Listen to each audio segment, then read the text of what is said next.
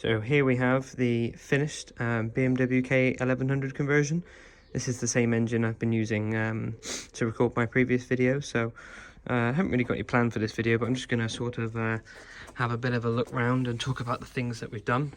So we've got a nice big airbox that's been made by a friend of mine for this here. We've obviously, as you saw, mounted the throttle bodies on a 90-degree angle here using Hillman Fill X, as you probably saw in a previous video. We've got the engine mount there. I've just put a nice little earth on here, and I've just made a bit of an exhaust hanger. You can see the lovely William Parry manifold down there, with a little lambda sensor bung in there because they all come from standard with lambda sensors in them. I did have to replace the HT leads because they were knackered, and for anyone that hasn't worked on one of these before, changing the HT leads is a nightmare because they all have to be fed through a hole in the back of the rocker cover back there. You can't actually see what you're doing. You have to do it mostly by feel. So there is a plate that goes across the HT leads there, but I've left that off because it's far easier to get to. Got one of my custom made relay boxes here, which replaces the standard imp relay box, which is a nice little addition, I think. Had to put what I've done is I run 19mm inner diameter coolant hose down the sills because it's not a race car, it's just a nice little road car, and I hate the look of the big coolant pipes that run down people's footwells and stuff with like copper pipe. I think it looks dreadful. So I have done a downsizer here. I think it's gone from 21mm to 19 if I remember rightly. That's one of the problems with these conversions, you do need a lot of downsizers. So we've gone for the mini radiator in the back, which is something that Clark Dawson, the original guy that designed the conversion, has done, and I've just always stuck with his idea. So that goes from, then again, I think it's about 21 into one reducer into a 35 going into the bottom of the engine. So it's not the neatest way of doing it. I have modified these radiators before, so they've got a nice big 35mm outlet and you just got one coolant pipe going straight to there, but this is how I've done that. I've made some nice brackets and just riv nutted into the bodywork there, and then they pick up with the original radiator mountings here. Again, a nice 45 90 degree silicone pipe with a downsizer end from, I think it's 21 to 19. This is something a bit different on this one, but I've gone for the customer's gone for a nice airbox, which obviously will draw in some cool air from that side of the car over there instead of drawing in hot air from the exhaust manifold there. So that's one way of doing it. It does cover up a lot of the engine bay, so you've obviously got the injectors down there, you've got your return lines coming in over through some grommets at the top, and then on this side here I've got a nice plug which connects the water temperature sender and the oil pressure light. You've got the crank sensor plug down there, so that's all quite neat. I've wrapped all the wiring loom in loom tape just to tidy it up. I've got a nice plug down here for the rear fan. It does have a front rad as well, so yeah, that's all gone pretty well. I'm very happy with this conversion. It's definitely my neatest one so far. Let's see, I'm going to do the underside in the pit so we can see what it looks like from the underneath, and I'm going to do a video from under the bonnet now as well.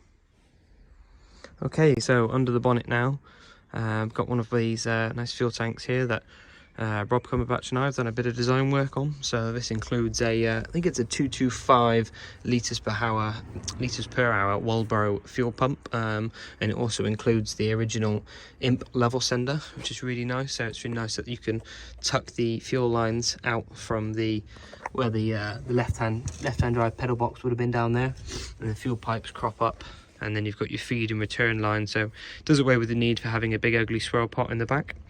We've gone for the front rad. I think it's a Fiat Cinquecento front rad. Not claiming this to be the world's best rad cowling, but I'm very happy with it personally.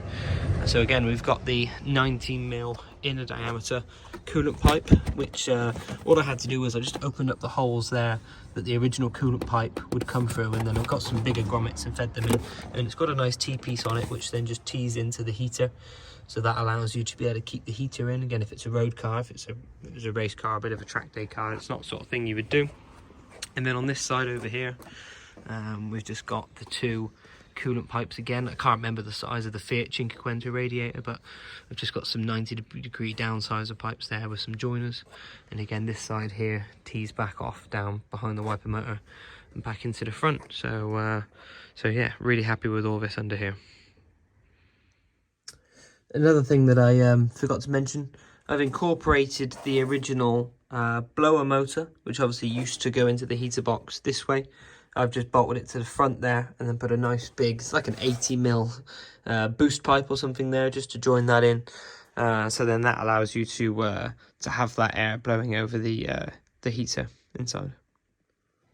So I've still got all the carpet to go down in here, but all I've done on this one is I've just run the coolant pipes along the floor. Sorry, fuel and feed and return pipes along the floor, and then they go down there and they come out either side of the gearbox. There is just enough room, and again, you can't tell without looking that we've got the bigger coolant pipes in here. Same again on the other side. I don't care what anyone says, it is doable to feed them down the sills. It's not that tight if you know what you're doing. So when you flick the ignition on, the fuel pump will prime quickly, and you've got the original charge light and the oil pressure light, and then as soon as you fire it up, they extinguish. And the temperature gauge works as normal. Obviously it's not calibrated to this engine, but it still gives you an indication of whether it was hot or cold, like you would do in an imp. So I also wire up the fan switch so that it will be turned on by the ECU when it hits a specific temperature, but just in case you want it to come on early, I've put in a switch as well, just so you can turn the fan on when you want it. Okay, so here we are underneath the car. So again, for anyone who hasn't seen one of these before, this is where the oil filter sits in here.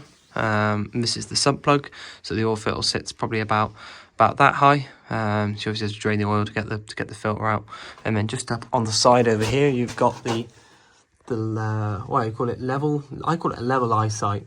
So it's got the integrated water pump at the back here, so it's feeding this way up out the top, and then you've got your, I think it's like, someone said it's like a built-in oil pump. I think the oil pump's like behind the water pump, driven by the same gear. And you've got two wires here for the coolant temp sender and the oil pressure light. So you get a good look at William Parry's lovely manifold again there. And then onto the gearbox. So I've had this gearbox machined so that the two halves here and here line up exactly right, but I'll probably do another video on that before another later date. I just use the standard competition donuts. These don't have them, but I do recommend a set of Mike Dent's donut bolts. They make all the difference. So you can see here how the imp gearbox ends there, and you've got your bell housing, your adapter plate, and then the bell housing for the BMW unit. So I mean, you can see at the back there, it's not the neatest, but there isn't a lot of room to run all the cables and whatnot. You can see where the HT leads come. You've got your coil packs all built in at the bottom there. You can even see the throttle cable. You can see the back of the starter motor and the alternator too. And yeah, that's about it really. You've got a clear view of the radiator and the airbox up there. And then all in all, it's quite a neat little conversion in my opinion. So, so I just thought I'd do this video just to run through for a few people so they can see how it all goes together. Have a quick look at the fuel pipes there, popping back either side. Wonderful.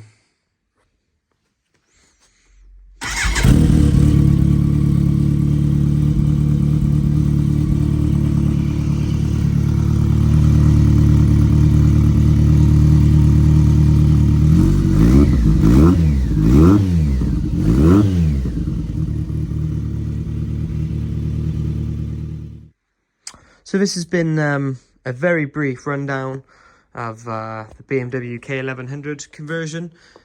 This is the first time that I've ever done any sort of YouTube videos like this before. So thank you for bearing with me. There's a couple of stages that I've missed out here and there, but you know, can't cover everything. I say I'd like to do another video at some point on how the gearbox machining and rebuild and whatnot. And also on the throttle linkage, because that's another area that a lot of people struggle with. But all in all, thanks for bearing with me, thanks for watching my videos, and we've got a 1200 in for the moment for some bits and pieces, so we may well do a video on that at a later date. All right, thank you very much.